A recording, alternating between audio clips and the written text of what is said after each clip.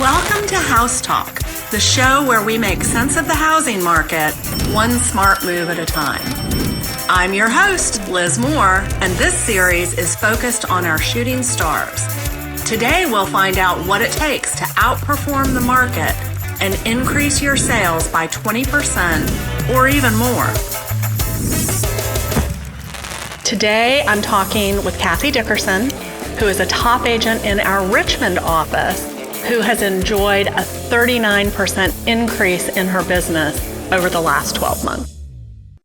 So Cassie, in this market that has been relatively flat year over year, you were recognized at our Oscars for a 39% increase in your business. That's phenomenal. It's phenomenal in a good market, much less in a flat market. And so I'd love for you to share with everybody exactly, well, maybe not exactly, but what do you think was your secret sauce to making that happen? Yeah, that's a great question. I don't know that I have a secret, but what happened for me last year was there was a little bit of a bump in inventory. I had a backlog of buyers, and their Make Me Move homes finally popped up. I had stayed in touch with them. I kept watching their portals. And when those houses came up, we were the first people through them, and I got them under contract. And then, of course, those buyers needed to sell their homes. And so I built on that. So I think, again, staying in touch with everybody, even in a couple of years. Like some of these people, it had been 2 years that they had been waiting for a golf course home to come or whatever the thing was. So patience and paying attention, I guess, when it would be easy to let people fall off your radar. Well, it is. Staying connected to people for that long of a time without anything really new to share can be challenging. You have done remarkably well in a relatively short period of time. So what do you feel you've done differently to be able to get to that point? Right. That's a great question. I don't know, I don't have a frame of reference as to how I've done well or not well or anything. I think that I have evolved over my 7 to 8 years. So tell us a little bit about that journey. Sure. So when I started in the business, like everyone, I knew nothing, right? And so I started on a team. And it was great because I got exposed to a lot of different kinds of transactions and deals. I mostly worked with buyers for the first 3 years of my career. And what was the year span for that?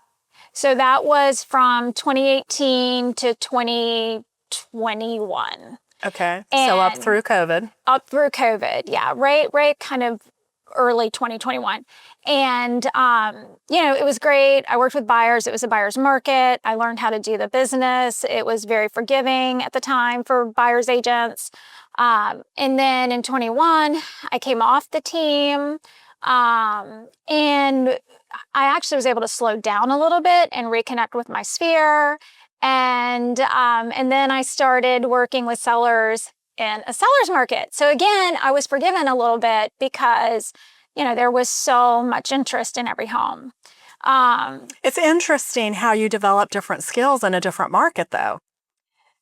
Well, I'm always trying to think outside the box, right? And if one thing isn't working, I'm going to go in a different direction. But you don't know what you don't know. And so you figure it out. Mm-hmm. Was it scary coming off the team and going out on your own? Terrifying. I was so scared that I would never have another deal. Little did you know. And I did not, I didn't know what I was supposed to do. It was completely different. But I loved it because I worked half as much and still made a great income. And when I say I worked half as much, I think I went from working 60 hours to 40 hours. I was going to say. So I got to slow down a little bit. I still made a really nice income, and I really got to spend time with my clients, which I do enjoy. Well, and I think those relationships are clearly paying off for you now. They do. Now I'm kind of struggling, like, okay, what's the next thing that I need to try? Because I've worked by referral since I've been out on my own.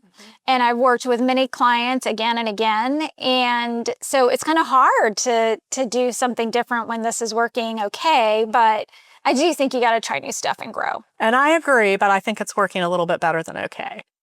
It's good. You're doing great. I'm having a lot of fun. So, if you had to give one piece of advice to a new agent that is struggling with the business a little bit, what would it be? It would depend on so many different things. I'm going to assume, number one, they're working at Lismore, so they're talking with a coach. They've got a plan of action. I think the biggest thing is you cannot look at a single deal as a paycheck. I think you've got to show up. You've got to work your 40 hours a week. You've got to work your 48 weeks per year, and you will have an income by the end of the year. And you can look back and see that progression. So you've got to trust the process. You got to trust the process, and you got to put the time in. And thank you for joining us today.